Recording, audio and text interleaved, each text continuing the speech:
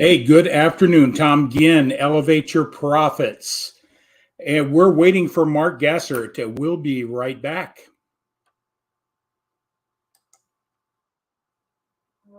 There we go, Mark. We are live, my friend. We are live. Good afternoon, Mark. How you doing, buddy? I'm doing great. Yeah. So you didn't have to travel to North Carolina this weekend. No, I didn't. Got to stay home and Yes, do the home stuff, right? absolutely. Yeah. So But grateful to be home too.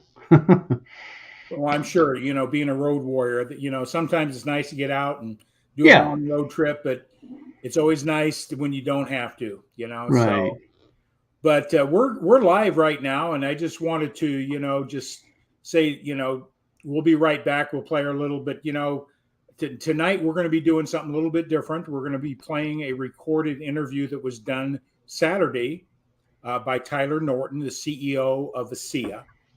And so, Mark, anything you want to say? But we'll do the rollout and we'll come back in. Well, just real quick, glad to be here, and as you said, we'll be right back, and we'll get into it. You got it, my friend. Here we go.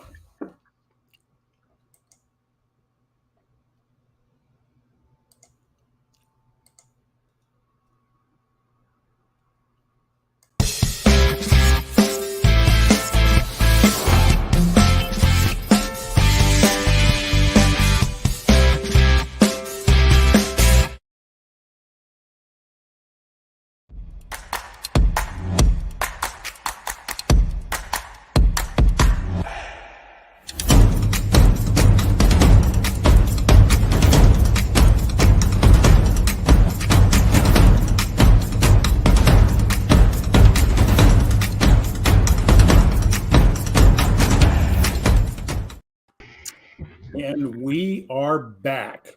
Absolutely, we're back. Technical things on my side. I had put the wrong time on LinkedIn. Right. I go back in and move that around. But here we are live. We got some people coming in.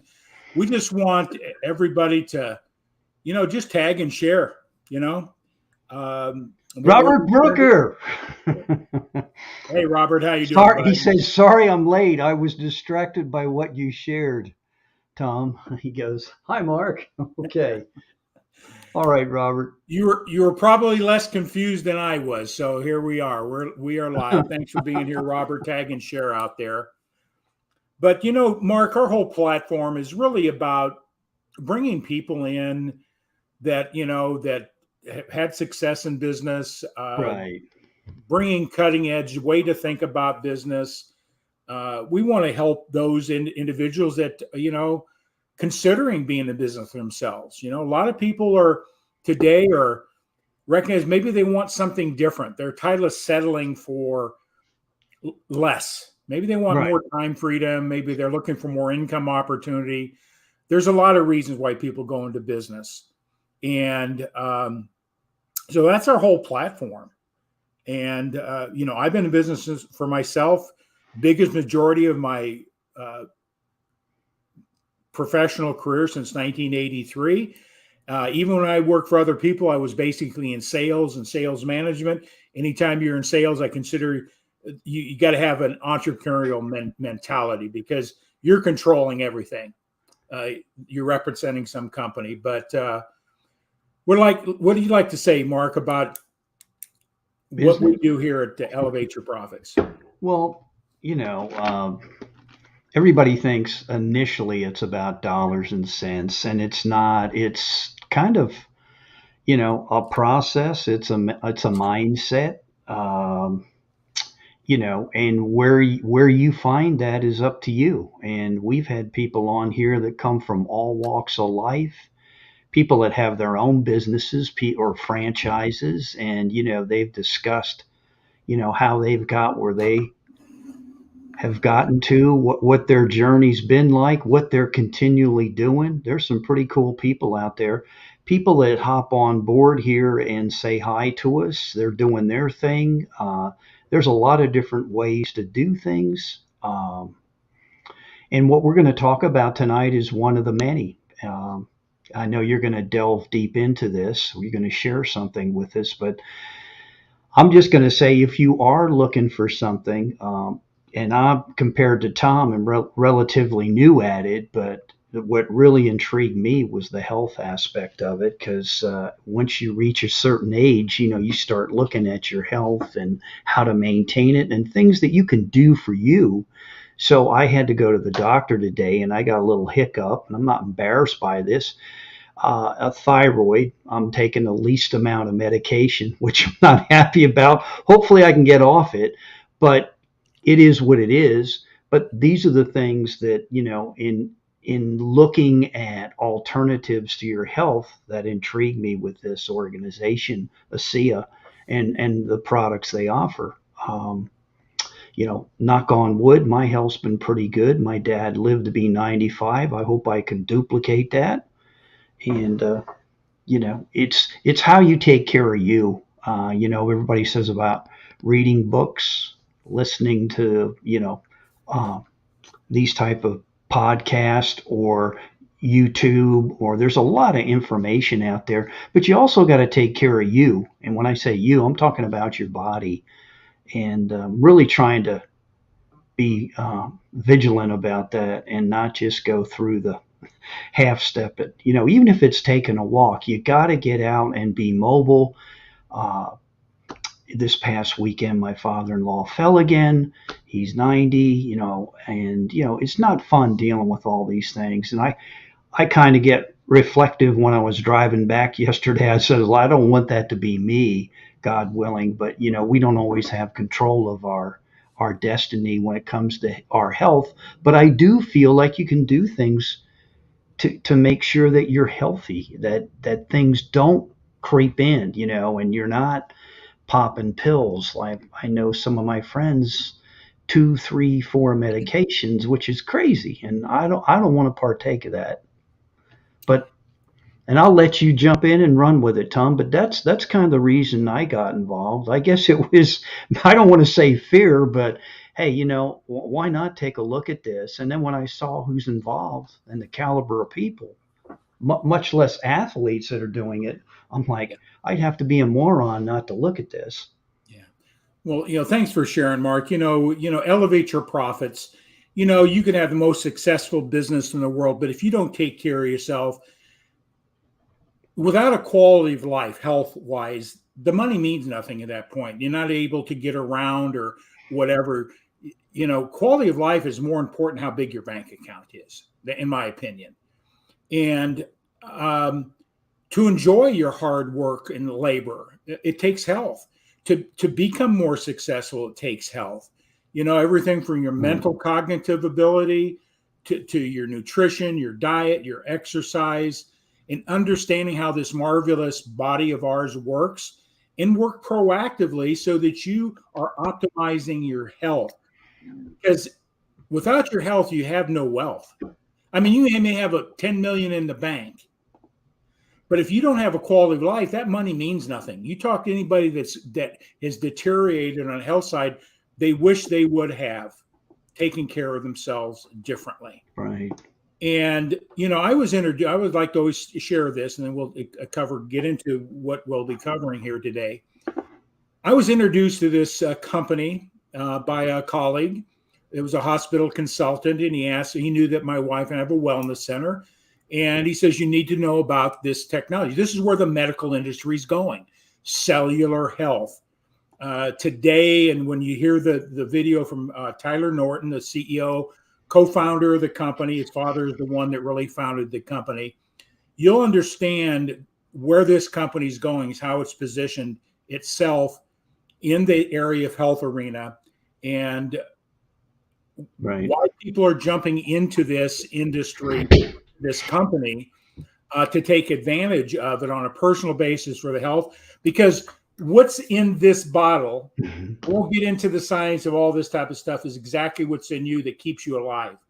You don't have redox signaling molecules at the cellular level producing, you die, plain and simple. This is the essence of life. I want to, this is not a vitamin, a supplement, or anything else. They did something that science said and couldn't be done. They've also put it in a topical. So if you got pain in joints and pain and that type of stuff, phenomenal what these products do. But that's not the intention of what we're talking about tonight. When we look at opportunities, we've talked about this before, Mark. You can be a Right. solopreneur. You got a Right. talent, a skill, a gift that you want to take to the market, and you go to the marketplace with it, bring value. That's one methodology. Well, guess what? Sometimes people have all that, but they don't have the resources, the money. So they look at other opportunities. Taking something they have, they can look at franchises. Again, that's an opportunity that works. But again, what's the biggest stumbling block with a franchise? Money. You got to have some money there, man. Right? Or we can go to work for somebody in sales and basically be able to control your income, but because in most sales organizations, the sky's the limit. But as an individual, you could still only see one person a day. You can only see so many people in a day. You can only make so many sales. Right. So you can't really leverage that to like a franchise would do, right? Right. That's why a lot of people go into real estate, become brokers, or go into financial services, create their own agency like I did. I hired over nearly 500 people in my business, but I really only had about 40 producers in that business. And I thought I wasn't doing a good job training and developing. What I come to find out, I was doing better than the industry average of developing people. Right. Not so much my talents, but the overall company. So when we look at businesses, we have to find that thing that we have a passion about. We want to have a purpose. Is it always about money? No, but you got to make money to be in business. You got to be profitable. Can't, otherwise it's a hobby, and IRS will get you on that one. So we have other options to look at. Network marketing. And there's tons of companies out there. Some really great companies, been around a long time. There's some startup companies. That's another way to go into business, Right. but you have to look at a lot of different things before you make that decision, right? And there's a lot of misconceptions about network marketing. It's a franchise. It basically got all the resources a franchise gives you. You just have to take the resources and go out and share your marketing message, share your product with the world like you do in any other business. Mark, you're selling for a sales training company, right? Yes. Correct. It's no different. Network Right. marketing requires the same type of focus and discipline to make contact with people, pick up the phone, talk to them, find what their pain points are, show a solution to them, and then ask for their business, right? It's no different. Right. So there's a lot of misconceptions. So if you're looking at a network marketing company, I'm going to go back to something I learned from Rami El-Batwari, a billionaire. Yeah, if you know anything about Think and Grow Rich and the book somebody asked the question in that mastermind. I went to it several months ago, back in July. He says what he looks for in a business. Is it an innovative technology? Is it innovative, cutting edge? Is it unique in the industry end, or are you just another company selling the same product with just a different label on it? Is it cutting edge? First thing you should look at, is it a trend or is it a fad? Is this thing on the upside and coming on the downside within the industry? There's a lot of companies, man, that, I always like to use the pet rock or the hula hoop. There was a trend and people made a lot of money on the upswing, knowing when to get in. And at some point the fad died and then there was no longer any opportunity. There's Right. a lot of products and services that are out there that are faddish, working a trend. And is it a longevity type of company that could have a legacy to it? Is this going to be here today for 5 years and gone, and you made all your investments in it and it goes away because you didn't do your due diligence on understanding the business you're in and those type of things. So you need to look at it. And the thing that really got me the most is if you don't have a business that's scalable, you're making linear income, limited income, whether it be a t-shirt printing business, whether it be insurance, or whether it be the car business or whatever. It provides a linear opportunity. Yeah, you have some control, but at some point in time, we're limited with time. So Right. franchises are leveraging other resources. Having a brokerage operation, really say, is levering resources called people, salespeople. Insurance is leveraging people. Network marketing is the same thing. It's leveraging a business and leveraging the efforts of other people. They get paid what they produce, but you get a little bit of management over, like a broker or an agency broker would do. There's nothing wrong with that model. Would you agree, Mark? Absolutely not. But the company you work for, your sales rep, right? What's the chances of you replicating, duplicating that company and go out and do the same thing they've done within your company? Not kind of tough. Not possible in that Kind of model. tough. Yeah. Because you have to go take what you've learned and go start your own company and go to the marketplace. Right. And that's Right. what a lot of people do. They take the knowledge of other business they've been involved in and go and start their own company. So a lot of businesses, you create your own competition. Well, I love network marketing. I'm not creating competition. I'm just enhancing the opportunity within the marketplace. But the next thing you should really be looking at, if you evaluate everything about what you're looking for, and if you're working in an organization, it's important to understand the leadership. I looked at this ASEA program for a lot of different things. I'm personally having tremendous health benefits.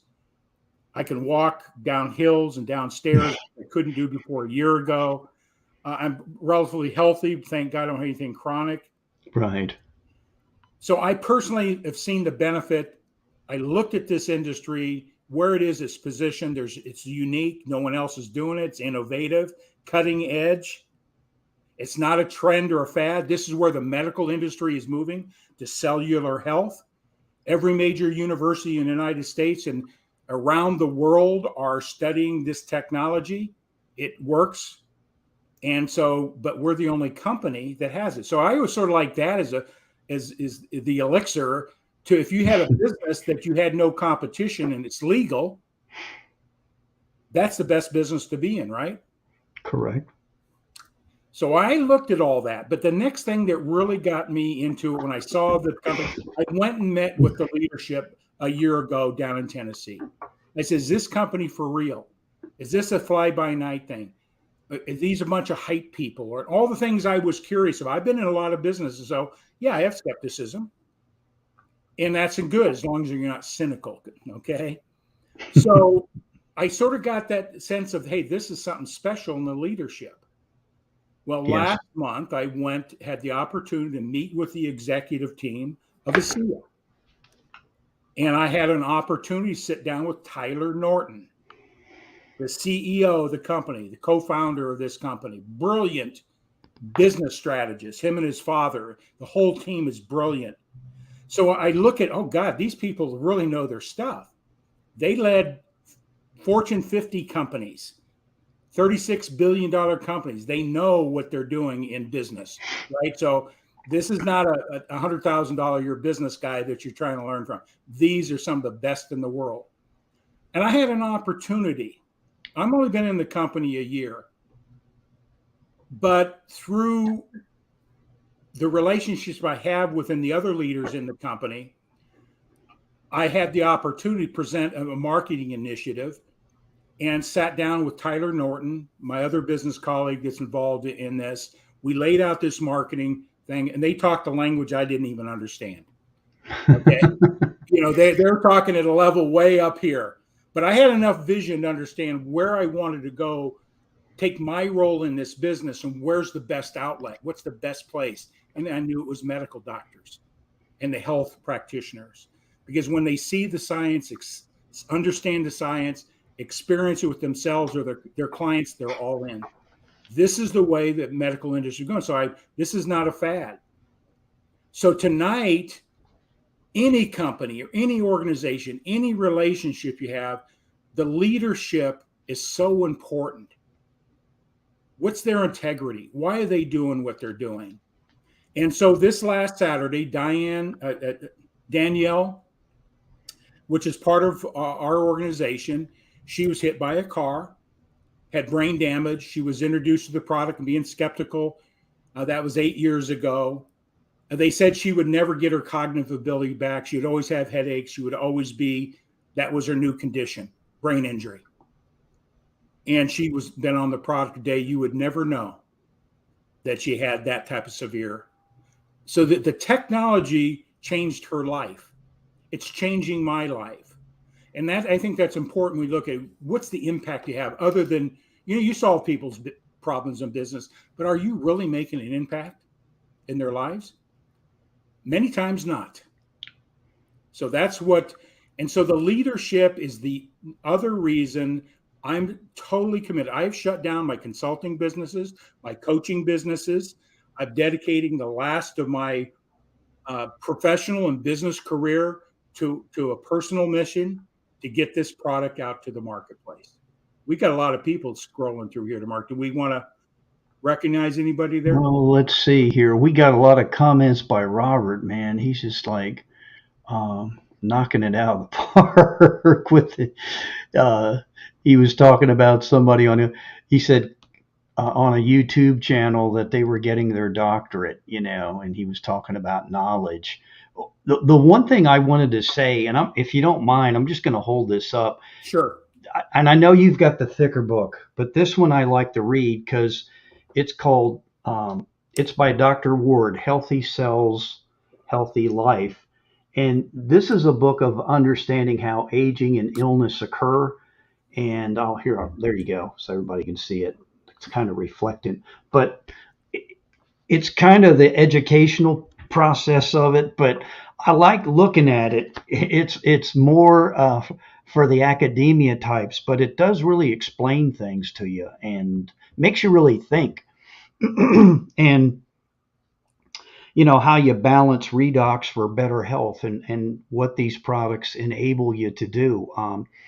What you were talking about, I notice a lot of different things within me. I don't feel so drained and draggy after umpiring, first waking up in the morning. I've probably cut down my caffeine consumption. I'm not a fanatic on it. And I remember when I first got on board and taken the product, my body, your wife was so kind to tell me you're detoxing, and I was. And after about a month, because it depends on where you're at, we all come into this at different levels of health. And I'm not making any claims. I'm just saying what it's enabled me to do. And like yesterday, I was doing some primo baseball with some teenagers, and I did 2 games, man. And I know this guy was at least throwing at least 80 to 85. And for a kid, that's pretty good if you're 15. Yeah. And I felt very comfortable back there. The catcher was good, but my point is that the game was moving at a pretty quick clip, and my back wasn't hurting, my legs weren't hurting, that type of thing. And if you stay hydrated, and that's another thing, and I don't feel I stay hydrated enough, but I'm always questioning myself on that one. But that's why I got involved. I just really, if you have any concern for your health, you ought to be curious to at least check it out. Or your loved ones or friends. Right. Because right. we all know somebody that has something going on with them today. It's just a matter of time. A lot of it can be prevented. It's lifestyles and all those type of things. But how do you understand, if you want to understand the basics of what redox signaling molecules do at the cellular level, and if you don't make them, you're not making as much as you did last year. At some point in time, your mitochondria stops making them, and guess what happens? You die, plain and simple. We don't have redox signaling molecules at cellular level, we die. It is the essence of our cellular health and our cellular life and our DNA and all the things come in place. So this technology goes beyond anything I can comprehend. But I know that it's real science, because all the validation is more. There's 1,500 books like you shared with Marcus, taught in every major university. Every research lab in the world is doing this major research. This is what they call maybe the greatest medical breakthrough of the 21st century. Right. Greater than penicillin and any of those great inventions. It took 20 to 30 years for penicillin to be accepted in the marketplace. Right. So it was too good to be true. What would bread with mold do for me? What is saline water or salt water going to do for me?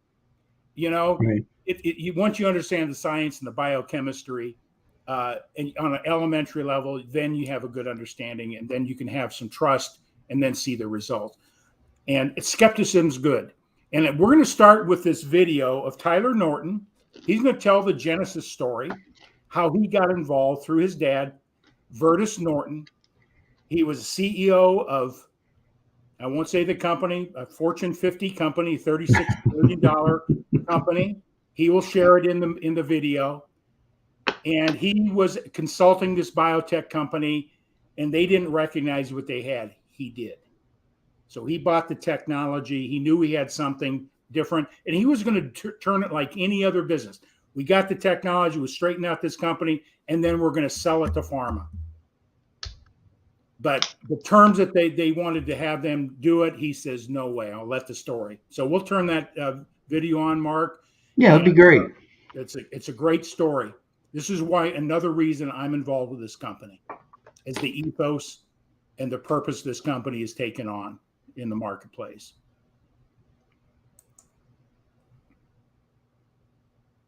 Everyone, it's so wonderful to see so many of you from all over the world joining us. It is morning here where I am. I am calling in here this morning from just outside of Denver, Colorado, and really excited to be bringing you an incredible story and a very unique perspective from the founder of ASEA, Tyler Norton. And you know, Tyler, for the last 5 years, I have spent most of my days meeting other entrepreneurs, meeting business owners. And something that I absolutely love asking all of them is, how did you get into what you're doing? I absolutely love hearing people share, you know, the random doors that seem to open and just how beautifully things start to unfold to get someone to where they're supposed to be. And I just want to say that the story of ASEA captured my heart 6 years ago when I heard you share it. And I am so excited, honestly, very humbled to be sitting here next to you virtually this morning, Tyler, and having the platform to share with so many that I don't think have heard this story yet. So we are live on Facebook in a customer group, people that are consuming ASEA all around the world. There's nearly 8,000 people in there. So I know they couldn't join us live. They're going to be seeing this in the group. And, you know, we have several hundred here with us on the webinar. So before we begin, those of you that don't know Tyler, just a little bit of background before he even founded ASEA. Tyler actually had a career in the financial services industry.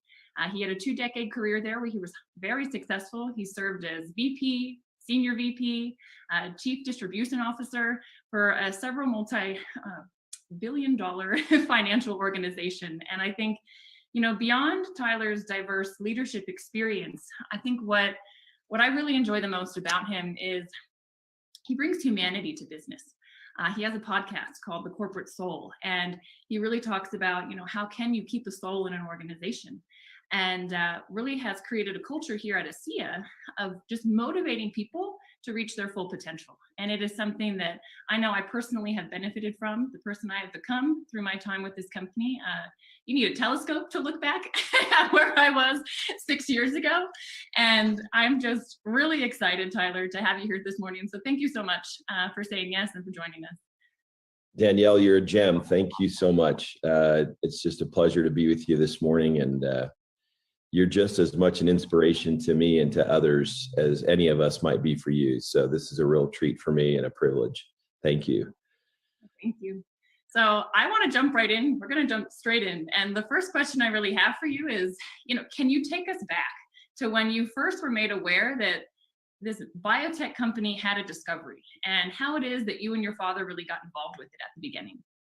Yeah, thanks. I really don't like to think that I'm the founder of this company. I really give the credit to my dad, and to understand a little bit of this. We think of it as an odyssey. I mean, it's just a crazy story, but maybe it would help to just let you know that my dad was a strategist, was the head of strategy for Kraft Foods in Chicago before his retirement. And right around the time of the Olympics were in Utah, he retired to Park City, Utah. And I was the benefactor of my dad's experience. As you mentioned, I was an officer in a financial services company, and I started going to my dad saying, can you teach me strategy? One of the rare sons who wants to learn from his dad. It took me a while to want to learn something, Danielle, from my dad, but I really was intrigued with his background and what he had accomplished. He had been very successful in Fortune 50. And so when they retired to come out west from Chicago, I was living out here and started asking him to teach me. And he taught me these powerful, simplified strategic planning frameworks. And I kept going to him and saying, Dad, I'm teaching some of these principles inside my company. I'm teaching them to top producers in our financial services network. They're coming back to me saying their clients are wanting it.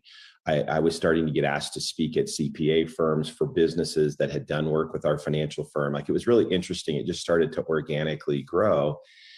And I said, you need to come out of retirement and consult a little bit. And so he formally put together some of these tools he was teaching me. And, almost as an avocation, almost like a hobby, he started to continue to consult. One of the consulting engagements he did was for one of the largest food producers in the country. They asked him to run a subsidiary biotech company. And he spent 4 years running that company. And I was asked to go do a consulting engagement for a separate biotech company, the company that kind of spawned what is now ASEA. And given that my dad had had this 4-year contract of being the CEO of a biotech, I called him, and I was the senior vice president of a large financial institution. So this was almost a hobby, but I had taught this process to so many people that I got a call to come meet with this company. And so I called my dad. I said, do you have any interest in going with me to meet this biotech company? And so we went together. Absolutely had no intentions or really any idea of where that would go. And I can even take it back. You talk about the incredible kind of almost back audit you can do on life, people you meet, and simple little choice point moments in a day or in a week that you really don't think much about, that can truly have a trajectory change on your future. And that day when we went to meet with this little company obviously proved to be one of those. We were there really in the capacity of strategists, helping them to rethink about things. And they started to share with us these 2 technologies they were developing.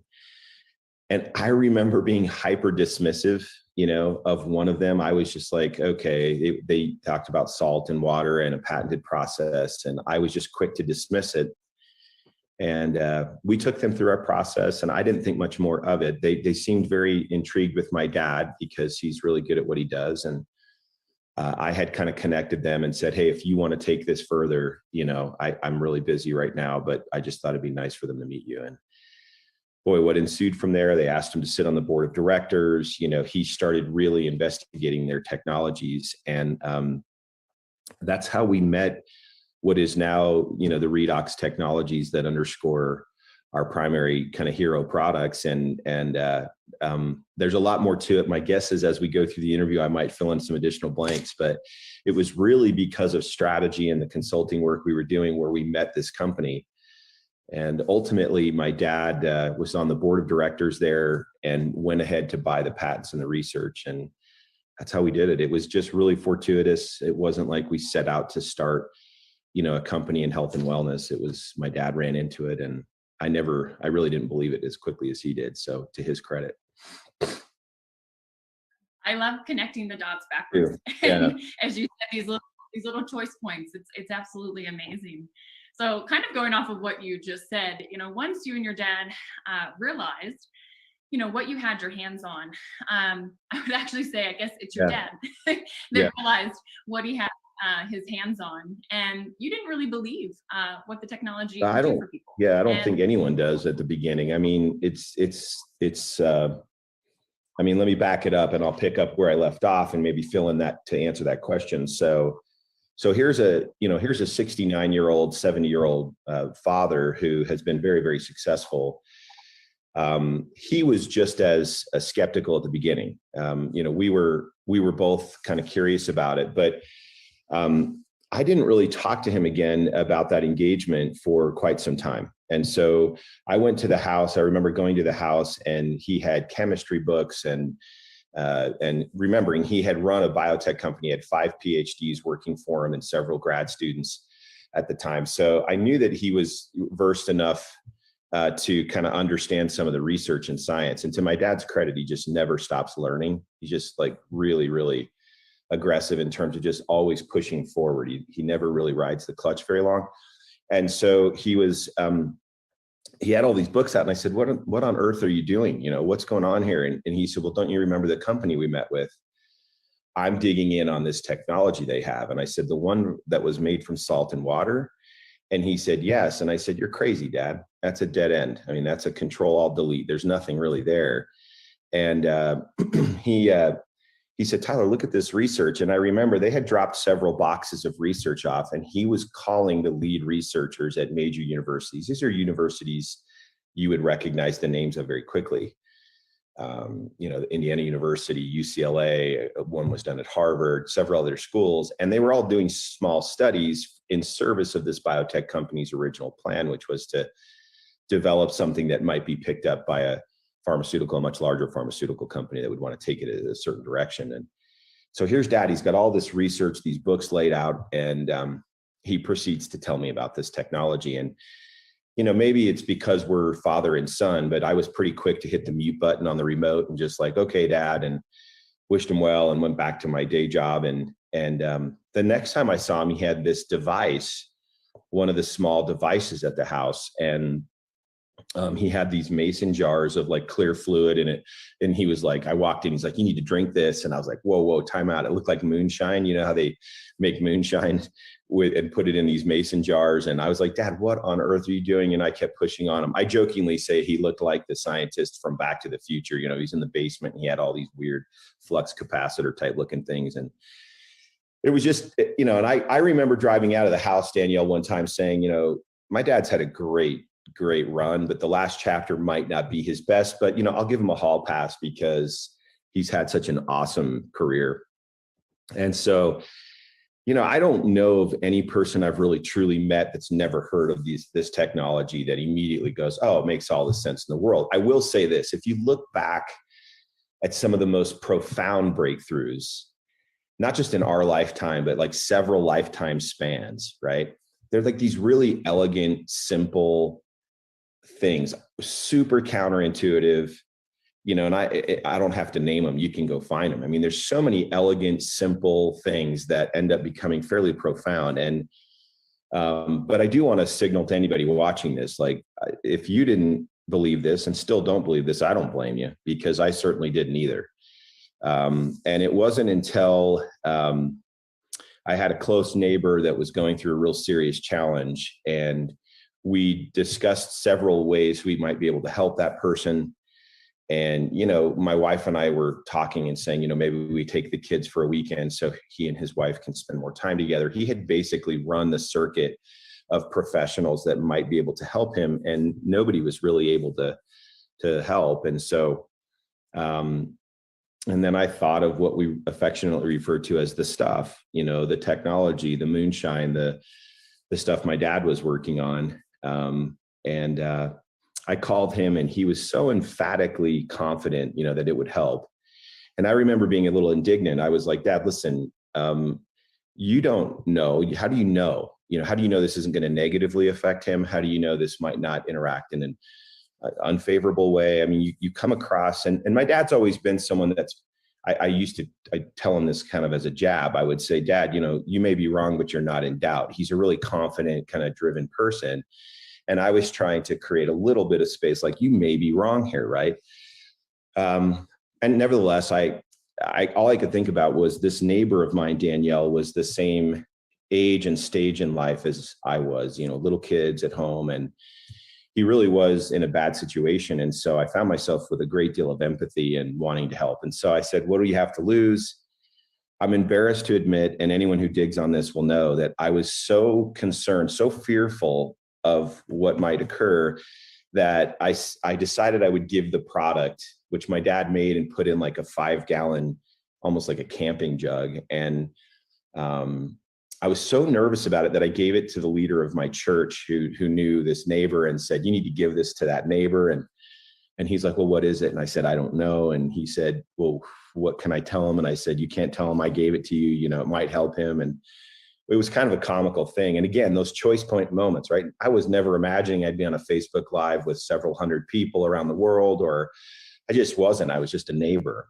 And, maybe in some ways that foreshadows the power of just sharing something that you think might help someone. I mean, honestly, that's sometimes how simple this needs to be, is sharing something that might help someone. So I did. I wish I was more confident and could sit up tall and say, that I did this, but I gave it to this church associate of mine, who then was confident enough, bless his heart, to take it over to this neighbor.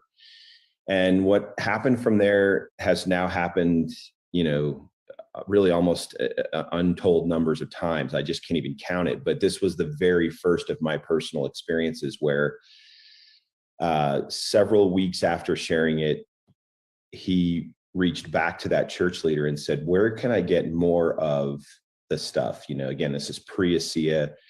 And of course, the church leader calls me all excited and says, hey, something good is happening here. And he's pretty confident it's because of the product. So, I will admit that I went through my journey of being fearful and doubting. And I think those things are kind of like, kissing cousins, right? Where fear inspires doubt and doubt kind of promotes the fear. But sometimes you have to have a really stark contrasting moment that introduces hope, like a moment when you might be willing to say the two words, what if, where you're like, maybe there's more to this. And of course, I've got my dad ringing in my ears saying, hey, they don't know what they have here. There's something very significant. Now, he had since purchased the patents and all the research and was starting to look at ways to potentially commercialize this. And so it was really quite a story. I didn't want to tell my dad he was right, yet, because that was an enormous moment of inferiority, which had long-standing been my arm wrestle with my dad. So I said, I'm not going to tell him. So I decided to, instead of calling him, I called the neighbor. And it was kind of an awkward moment, because I'm like, well, I gave the stuff to the church leader friend who gave the stuff to you. And, he got really quiet and almost kind of pensive, and then just said, do you have any idea what I think you've done for me and my family? And I just remember saying, no, I don't. I mean, like, just to be honest, I'm kind of, I don't really like, I don't think we should say something unless we truly feel it. And at the time, like, there was no vision for ASEA. I had no motive other than maybe this helps somebody that's at the same age and stage that I am get through a very difficult time. And now he's on the phone in a very kind of almost reverent way saying, do you have any concept of what this has done for me? And my only answer at the time was, I don't really know. Could you talk to me? And I'm also embarrassed to admit that I had him come to my house, and I set up a video camera, and I recorded he and his wife talking about their challenge and their experience, just so that I could get more confident that what Dad was doing in his last chapter was not going to be like some really bad turn. And, one single experience, I kept saying, come on, this could be any number of things. This could be, I used to say, your mind is a pharmacy. You can believe something and you can create the outcome in your body. And so and then he reminded me, even the neighbor said, well, I didn't know what it was. I wasn't, processing it through any kind of a lens of anything. But I will say this, and again, I may be bouncing around some of the questions you intend to ask, but I just know that for me, that first experience was compelling enough to engage in the process of asking, what if this could help? And at the time, my dad was starting to unpack the whole concept of redox signaling and redox in general, redox biochemistry, redox biology, and then the role that redox plays in cell signaling. And it was just such an interesting and very, very foreign thing for me. But when it became real, like when a husband and wife were sitting in front of me saying, do you have any concept of what this has done for us? And I was really having to process in real time the impact it could have. That's kind of how I took my journey into a place of hope. And And then I've said in untold numbers of settings that, you know, experiences over time, several experiences over time, start to rack up to where hope moves from a place of like hope to really a strong belief. And that belief is no longer on trial for me. Now, I'm not suggesting anyone listening, either live or otherwise, should take what I'm saying as enough. You know, I think you have to have an experience that helps you or someone you care about or someone in your sphere of influence. But I had that one experience that spawned others, and then it got to a place of strong belief and conviction, and that leads to action.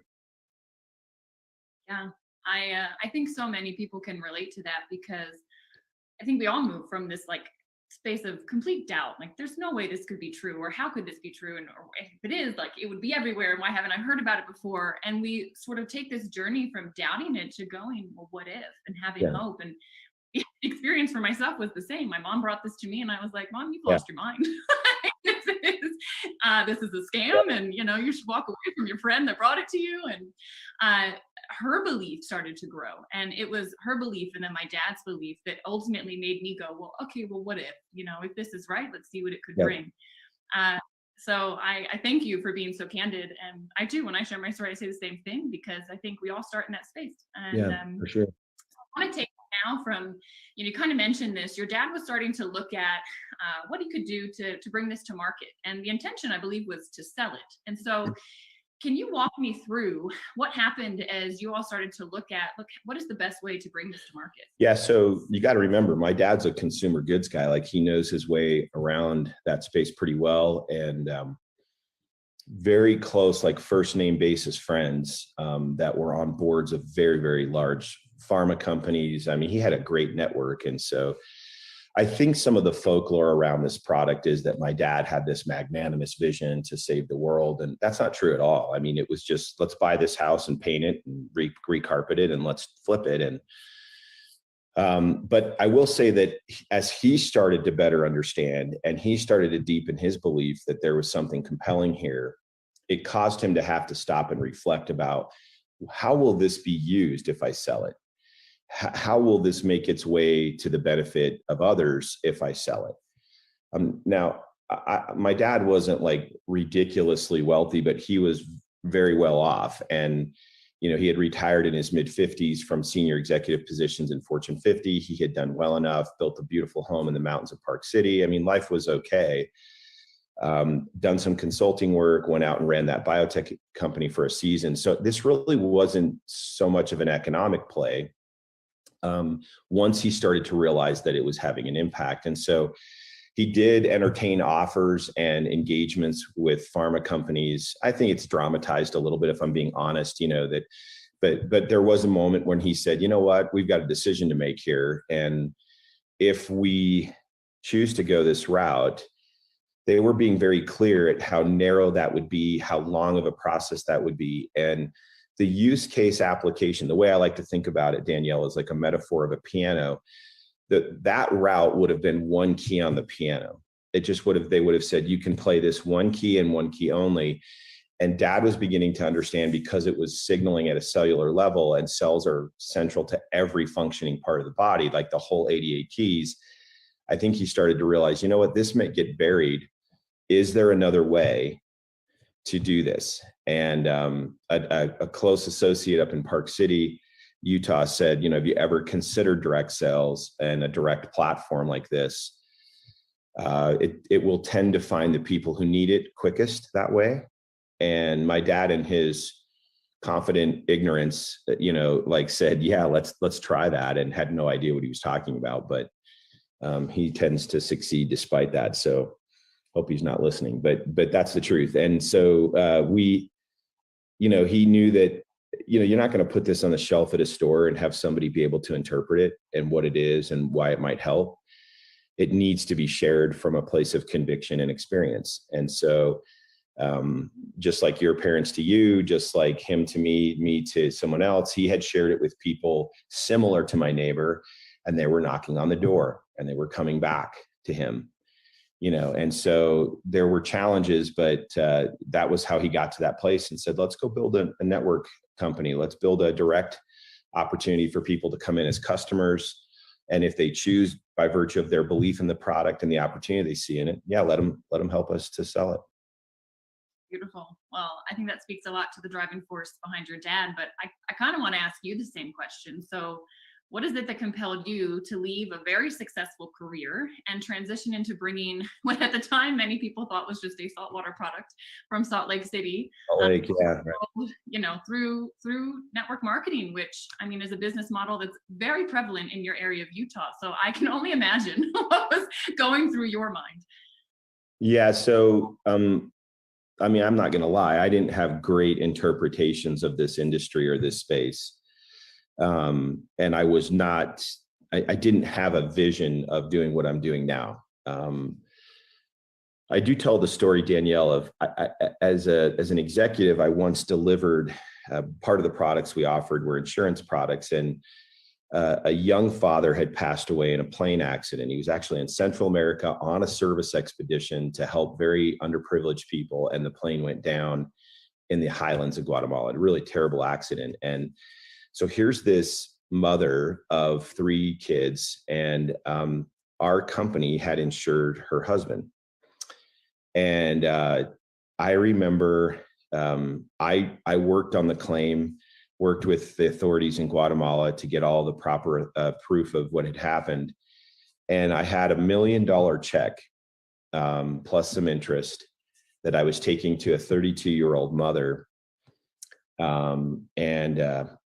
It was a really touching moment in my career because, you know, you sell intangible instruments sometimes, financial instruments or otherwise, and you sell the potential or the promise of what it might be, but it's not till you see that promise fulfilled that you feel really differently about it. And briefly, I'll be really quick. I drove up. Her dad came with her. He was a CPA, and they had 3 of her children. Her 3 children were there. They were young enough that they needed to be with her. And I mean, I sat down. I remember my hands were shaking because I was delivering to her, and I said, "This is a love letter from your husband. He cared enough to do this." And I slid this check across the table to her. She had only paid, they had purchased the policy. It was a term insurance policy, pretty cheap in the grand scheme of things. And they had paid like $200 of premium or something like that. And she flipped it open. Her hands weren't shaking, interestingly enough, mine were. And she lifted the check out to see what it was. And then she slid it back down in the envelope, closed it, and said, "I thought you might be bringing me my $200 back." And I said, "Not today. You know, that's the promise of this product." And so she didn't get emotional, but you know who got emotional was her dad. Her dad was sitting next to her and was overcome with emotion because, you know, we had their 3 kids were coloring in a room, you know, it just kind of doing things to keep their mind off the discussion. And it was just a really tender moment. I mean, I had these little kids. I had her dad who was worried about his daughter. I had a woman who had lost her husband, but a husband who had cared. And I walked out and got in the car and thought, wow, that's an amazing moment in my career as to the purpose and impact that we can have. And it wasn't until I was helping my dad with ASEA that it occurred to me that all of those feelings I started having more and more frequently, whether it was with my neighbor. You know, he'd say, "Hey, come help me speak to a group of Spanish speakers." I speak Spanish fluently, so I would go help him tell the story of ASEA, but it was all just helping my dad. But the people would come up to me after these meetings and they would tell me all of these stories. And the only way I could compare that feeling, that amazing feeling, was to that day when I delivered that check. And it occurred to me the big distinction was that someone had to die in order for me to feel that incredible feeling in that insurance environment. Whereas over here, we were helping people to live and live more in a more meaningful and healthy way. The feeling was the same, but I didn't have to have an incident that was tragic to create this outcome. I don't know if that contrast helps you to see it, but it just started happening more and more and more with my dad. And so, you know, he started saying, "Come help me do this, quit messing around over there and come help me do this." And, you know, again, I'd love to tell you that I'm the visionary all the time, but I was kind of the doubting Tyler, and it took me a little while to dial in, but that's why I left. I felt like there was a wonderful opportunity to to do something for other people that had meaning without necessarily having to have a really negative thing happen for our product, my product, to make a difference. Yeah. Well, that's I appreciate, again, you being so candid and honest. And I would love to hear, you know, what has surprised you the most? So now it's been over a decade since you made that decision. And what is it that's, I don't know, captured your heart or given you the most surprise over the last decade plus with ASEA? Well, I pulled this out this morning knowing that we would have this conversation. This is I'll tilt my camera down here, but this is a binder, and these are all letters. And some of them are handwritten, some of them on a yellow piece of paper, some with families or pictures with my dad. And this is a very, very small sample size of what have been into the thousands of letters.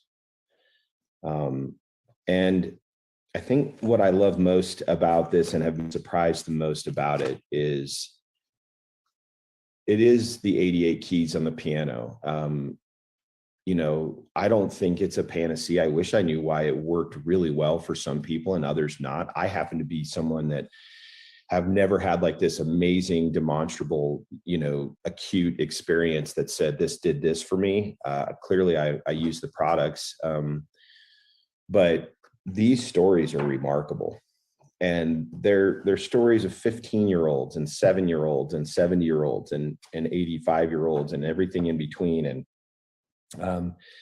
And they're stories from very intelligent science background type careers and retired school teachers and moms and dads and just about every walk of life. It doesn't really seem to have any kind of socioeconomic bias, you know, it's helping everybody. And I think the surprise for me has been that, you know, because I remember saying, Dad, look, you're 70 years old, you know, you may want to hang up the cleats. You've had a great career. You know, but he's like, I actually think this can help a lot of people. And I think we have a moral responsibility, if it can, to try to get it out there. And then to have so many of these, and I'm not cooking this up for a Facebook Live. Like, I value my own character well enough not to want to do that. I really don't care if somebody's listening now and doesn't understand or believe it and thinks this is topspin in a world that is filled with topspin. I get it, right? But this is real for me. I mean, these are real people, and I wouldn't want to share their stories because I don't think that's right. But it's real. It's like, it's here, and that's just a handful of cities where my dad was going to visit, and they said, "Why don't you write your stories and we'll present it to him?" And so this whole binder is just like 2 cities in the 3rd or 4th year of the company. And now we're in 33 countries. Last night I was on the phone with hundreds and hundreds from Australia. And then again later last night with Malaysia. I mean, this is so amazing. And I sent a screenshot to my children last night. I have a large family. I have 6 kids. And I sent a screenshot of this beautiful image of these highly diverse people from every walk of life and in Malaysia that, you know, and I just sent this to my kids and said, you know, this is a really special thing to be able to meet these people, to actually have something to say they want to hear, but to feel the energy through a Zoom screen, second only to the energy I'd feel if I was with them personally. And so the surprise has been the impact and the influence around the world and the beautiful, joyous relationships that I've been able to meet and know, and others that have met and known each other. And Danielle, let me just say this, you know, the miracle of this product is not the product. The miracle is the person willing to share it. And I'm so amazed that people will come up to me and say, hey, you need to hear my story. They'll tell me this amazing story, but oftentimes they won't tell me the real miracle, which was the retired school teacher that walked across the street and said, hey, this can help you. And that's an amazing thing. So what surprised me, the impact, the use case potential across 88 keys. It's not really narrow. I do not want to, I have a high degree of sensitivity to exaggeration or hyperbole. I don't appreciate that in marketing, and I don't appreciate that in companies. So anyone listening with a cynicism approach to this, you're actually probably more like me than not. And all I can tell you is to try this. And if it doesn't work for you, then it didn't work for you. But I can only tell you that there's a very large range of people having a positive experience with it. And I think it's worth a try if it has potential to help, especially people you care about. So I don't know if that helps, but that's been the most surprising thing for me. Yeah, absolutely, it helps. And I was going to ask what the products have done for you. So it's fascinating to hear that you haven't had some big wow experience, but of course, you know, have your family on it, and you've lots of children and siblings, and I'm sure all of you take it every day. We do, yeah, we do, and we've had incredible experiences in our family. I think, you know, there are a lot of people that take this and don't feel anything, and don't know what's happening. And I just think at some level, you've got to lean into it. You know, I know there's a lot of us that eat things every day we know 100% are not good for us.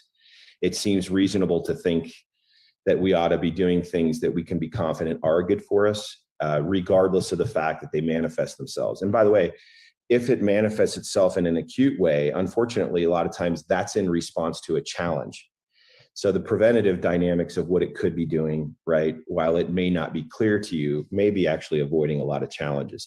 So for me, you know, it's a part of a regimen for my family too, in different ways. And nobody's more using it than my dad. Like literally, you can't walk into a bedroom in his home without a bottle of ASEA within, like, you know, arm's reach. So I love it. Well, let me ask you this. What is your vision for the future of this company and the impact that you wish to create in the world?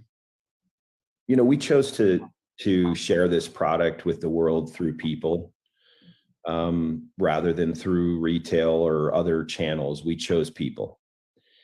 And that has been a choice that has been a great blessing to me personally, because I believe that, you know, wars are fought over oil, wars are fought over resources every day, but the greatest underutilized resource in the world is people. And not utilized in the form of manipulation, utilized in the sense of awakening potential.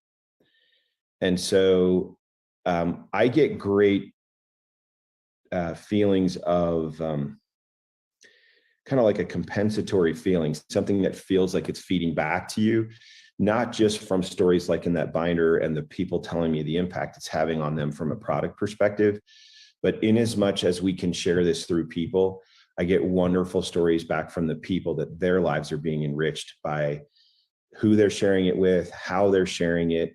And in some cases, if they choose to sell it, and I don't ever want to sound like I'm trying to promote that. If it's not right for you, don't do it.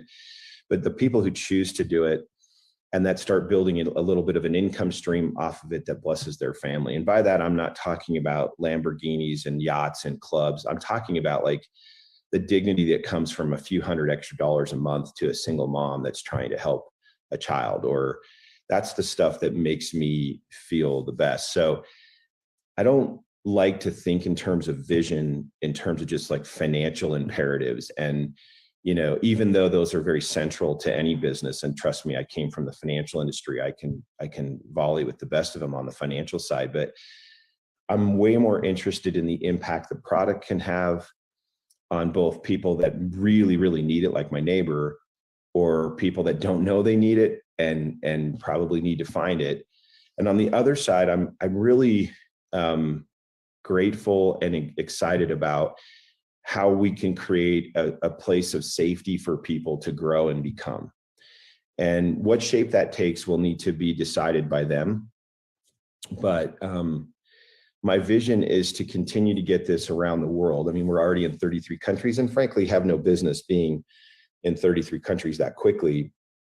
Maybe if I was doing it over, I'd slow it down a little bit. But the truth is, it's gotten to people that needed it. And that was my dad's number one goal, was just achieve worldwide distribution of this so it gets to the right people.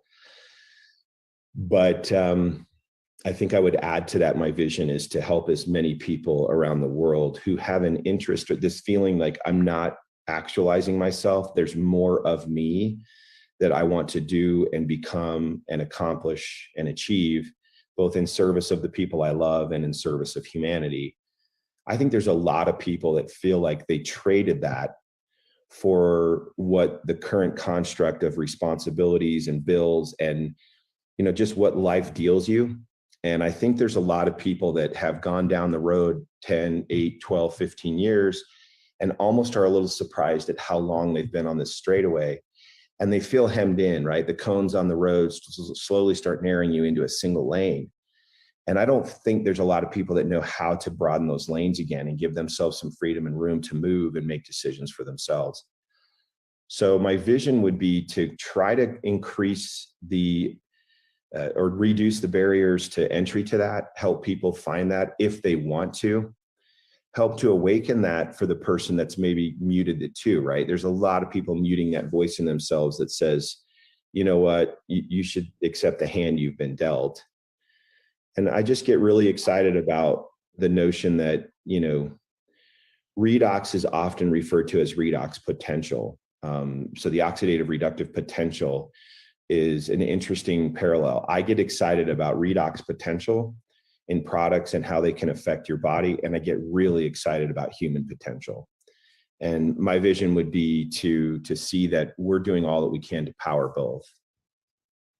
Yeah, I think hopefully many of you can see now why I said part of what really makes Tyler unique is bringing humanity back into business. And Tyler, I was listening to a talk by Bob Proctor actually this morning, and he was talking about how, look, any business, like think about a hotel. If you took the people out of it, you just have, a brick and mortar edifice with a bunch of stuff in it.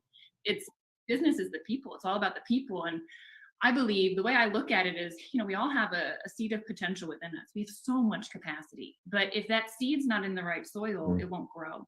And what I can tell you is you have created a beautiful environment, the right soil, to put a seed in it and allow it to grow and become. And as I said, I'm definitely a beneficiary of that. And so grateful. I'm grateful that you'd say that. It's a great metaphor. So thanks for sharing that. Yeah, of course.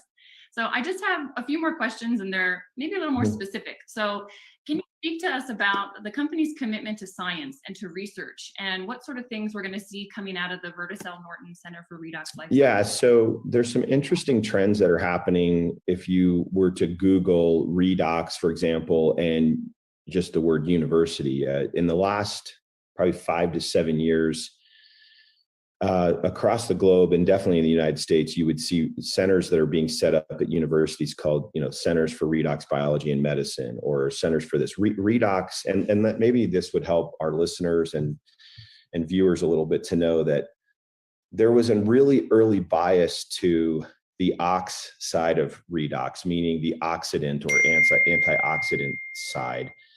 And so there were huge societies that once they started learning the effects of the oxidant role in the body, that were set up around it academically, in trade, in a whole bunch of different areas. A good example of this, Danielle, is the Society for Free Radical Biology. Okay.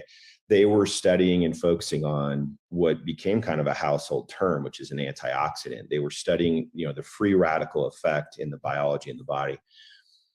4 or 5 years ago, they renamed themselves the Society for Redox Biology.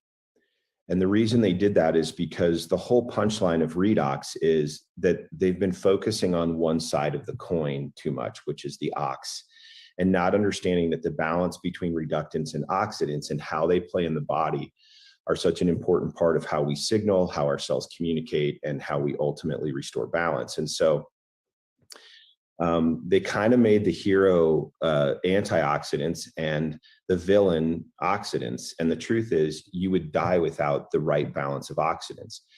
So the reason I give you that context is you're starting to see, this is why my dad really was very much out in front when he said, this is where the puck is going on the ice, to use the metaphor of skating to where the puck is going, not to where it is at the time. Where it was at the time was a bias towards free radical and oxidant biology focused. And now what you're seeing is the universities, and in general, even you're going to see this across supplementation, you will see an elevation of the word and concept of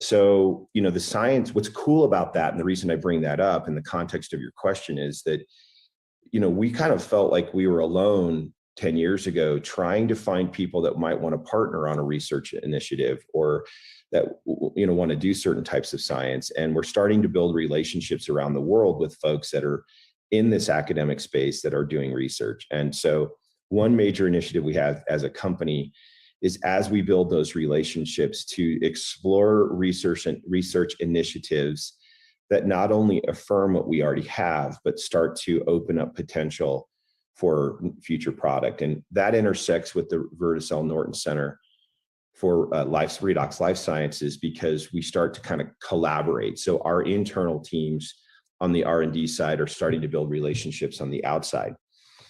And it's really interesting to me, no one, not only in this space, but in any commercial space, has fenced off the framework of redox better than us. And, I'm not one to boast about stuff, but that's actually more of a fact than it is a boast. It's just like, nobody is seeing that this framework for developing products, supplements, things that are a high impact, is really where the puck is going on the ice.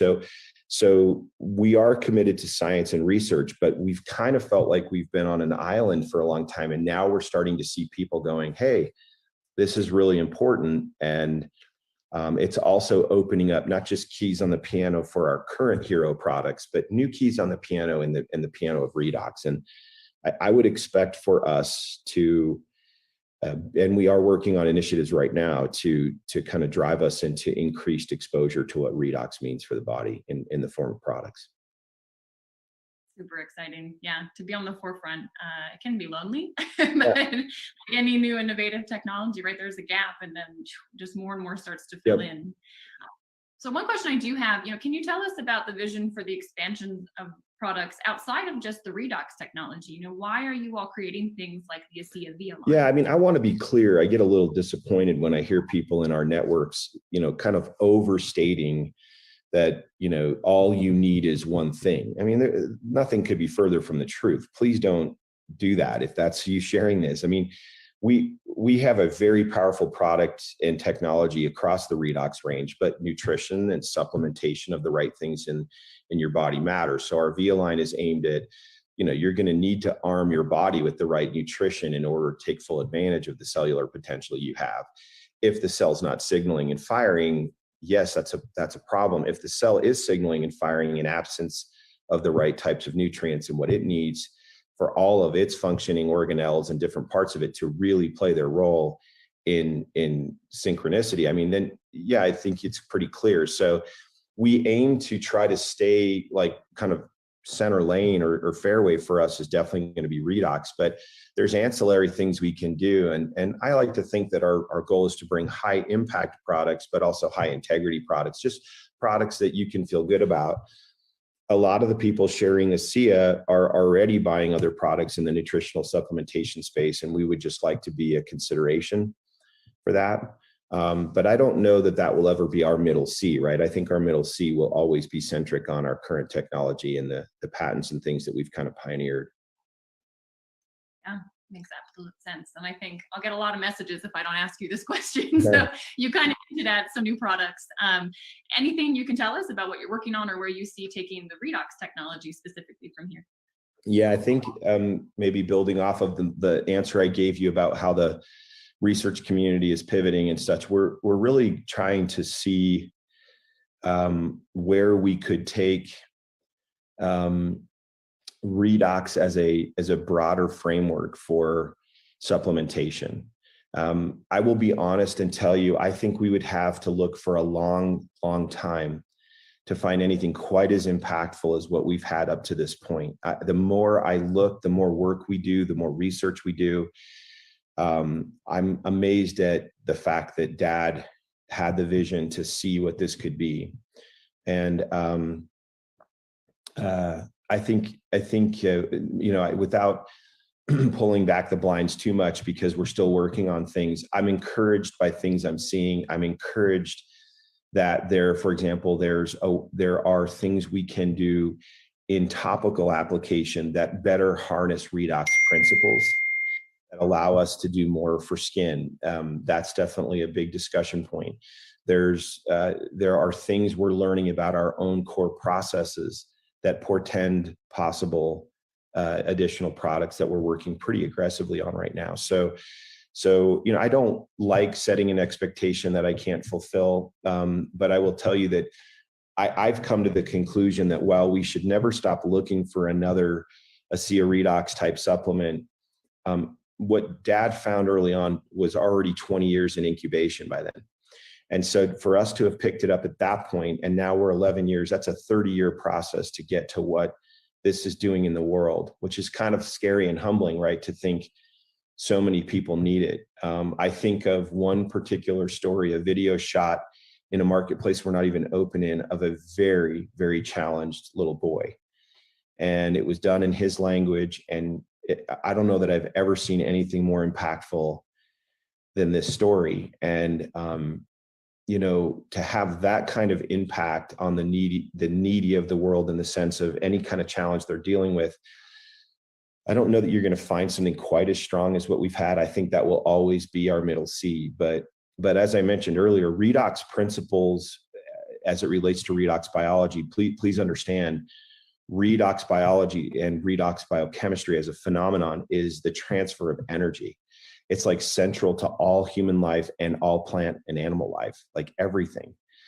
There is no way my hand moves without redox, biology. The energy required for those fingers to go down and up, right? This is all about energy transfer and the utilization of energy in our bodies in a way that helps to signal appropriate functioning of how things were intended to work. And it can be a little slippery at times because the concept can be a little hard to understand. But just think about, there is really no signal. There's no Zoom call without energy.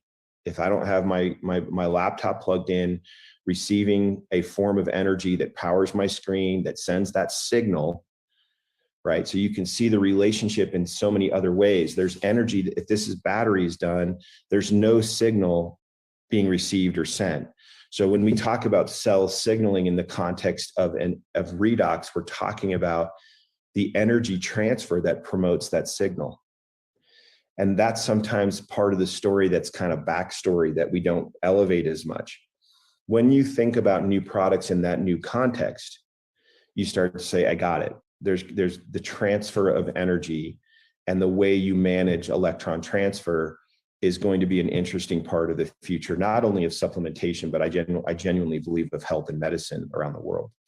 So that's kind of maybe a 50,000 foot answer to a question I know you'd love me to be like 10 feet off the ground telling you, but we're still working on the specifics. So I'll give it to you in the abstract. That's fair. I'll be patient. Thank you. And I guess last thing, Tyler, I'm just sitting here just in awe at how you show up and you bring your heart to this company and to every conversation. And this morning I was actually thinking, I wish there was one question I wish I put down, which was, would you explain redox in your own words? And you just did that. So can you just, I guess, wrap things up? Any last thoughts that you have, anything that you want to share with the consumers of ASEA out there? Yeah, I think we live in a world where we have these really interesting values when it comes to products. There are some products that we use every day that we never question why it's working or even how it's working. And we do that inside the context of our own values and how we determine value, just on the basis that it works. Sometimes I think we put products on trial too quickly that might be a little bit more difficult to explain how they're working or why. But it's a strange, almost hypocrisy that consumers can get into, where they're more than willing to invest time, energy, and resource and money into products that they just either believe or feel work, but really can't communicate the mechanisms of why it works or how it works. I would submit to you that you would be far better off to lean into just trying it and just sharing it on the basis of what you're feeling or hearing, rather than putting it on trial. Like, try it, but don't put it on trial, and give it some time to help others. I would also like to say that my dad drives the same car, wears the same clothes, eats the same food. I mean, is still as obnoxious in the same ways. I mean, nothing has really changed. And I love him, by the way, those are jokes, but nothing has really changed. What is, I'll go to the house, and this is real for me. My dad was not a highly emotional person. He was not the emotive dad that was affectionate or anything. He was a hard driving worker, A-type personality, and sometimes an absolute bear to be around. But the truth of the matter is, like, this has broken his heart in a very beautiful way. He's really tender, and he sits at home in retirement and gets letters, and I'll walk in and he'll pull a binder like this. And so, literally, this is what he'll say to me, Danielle. He'll say, "What am I supposed to do about this?" And then he'll hand it to me. And then I'll read a letter. And when I look up, he's like, his lip is quivering. He's like, "What is that? Like, how does that happen?" So he's still kind of falling in love every day with, wow, this can help people in a way that I don't even think he envisioned. So my closing remarks are, if you're here today and you're taking this and you're trying this, then give it a fair shot. This isn't, I think it's interesting, we live in such an instantaneous world. I used to have to decide I liked a song, be willing to buy the entire album to get a song, drive to a music store, invest in a 1 hour's worth of music to get 4 minutes that I thought was really good, and then go home and put this on a device that would then, maybe record it from a vinyl to a cassette, then go to my car and listen to it. It was like 50 steps. And now I can just decide in a flash if I like this song or not. I mean, it's such a different world. We're expecting things really fast. Maybe the right analogy is like a true good dinner isn't cooked in a microwave. Like, it doesn't happen fast. Like, the things that take time, give them the time, and maybe don't put things so quickly on trial. The other thing I would tell you is, if you're on this call, you're not on just for you. And I would challenge you to think about, I just think it's important that you look for people that you might be able to help with this, because you may not have a product experience, but you may be that person that opens up a world of hope to someone that's struggling with something. So yeah, those are my closing thoughts. Well, thank you, Tyler. I don't think I could wrap it up any more elegantly than that. So I will just say thank you so much. It's been honestly an honor and a privilege. And I thank you. I know this is reaching a lot of people and those that need to hear it.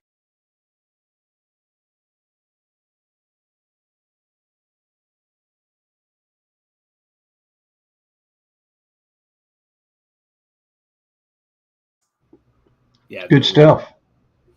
Yeah. And I, just in my excitement and my enthusiasm about this is based on what I've heard there and experienced it.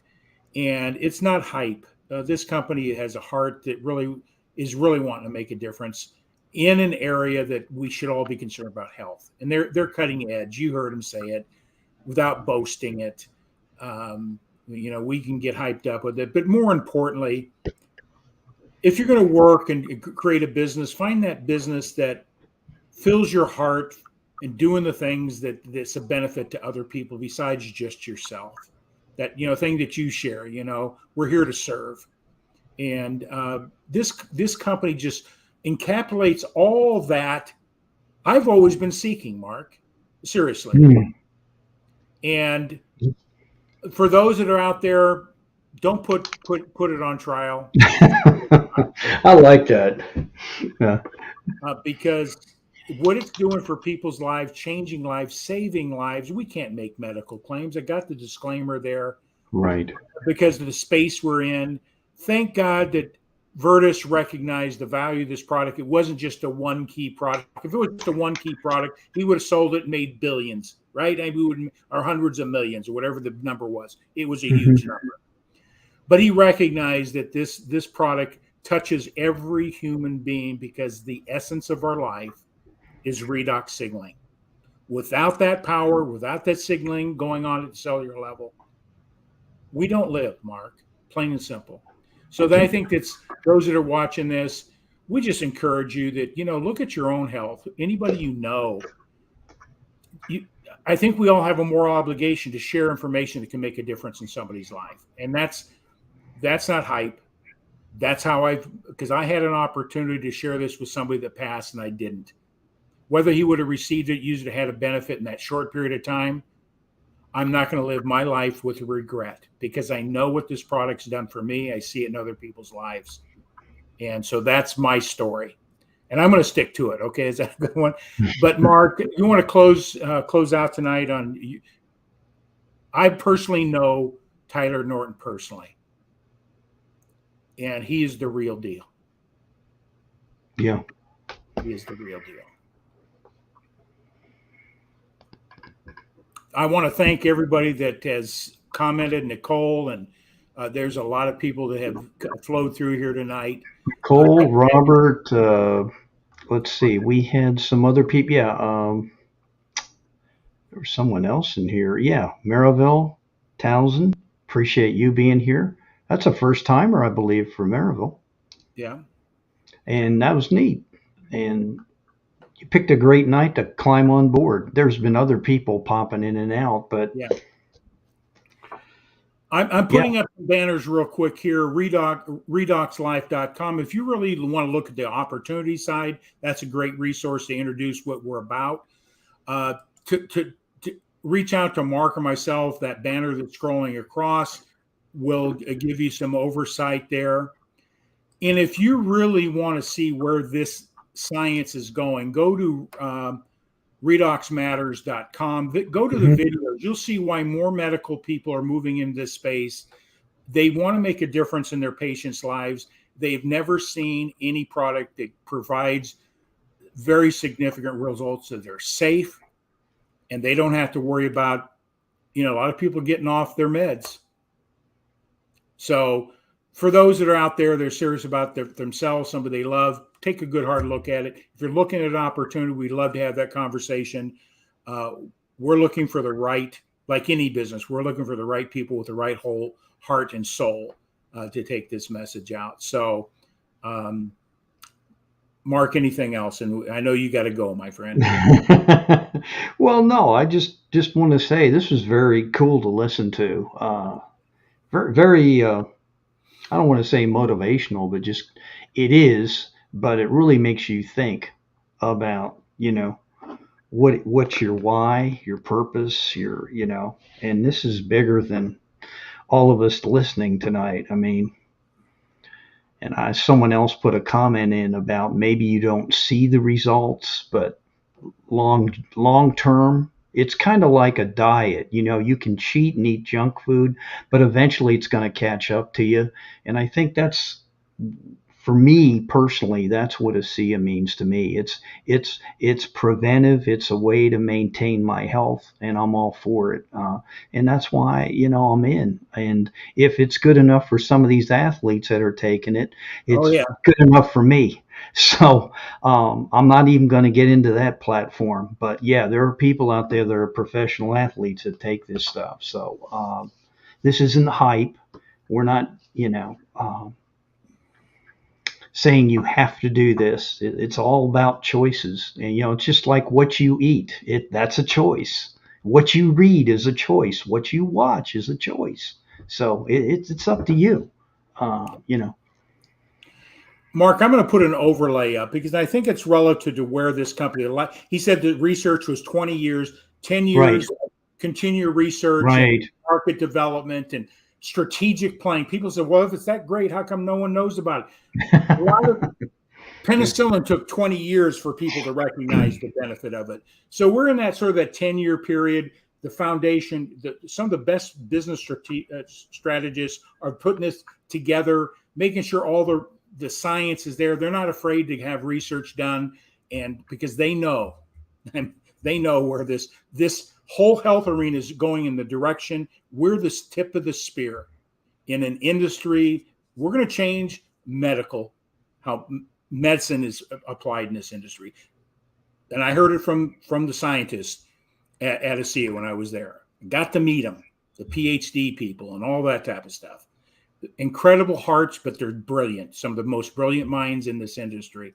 Right. But I want to put this up because if you're looking for an opportunity, going back to what Ramey said, and we'll just close out with this, is being exposed to an opportunity once in a lifetime. You got to know where this company is and where to plug in. This is ASEA. The first 10 years, the innovators, taking the risk, putting everything on the line, getting strategic, the strategic places and things. We are right now, anybody that comes in this company, we're in this phase.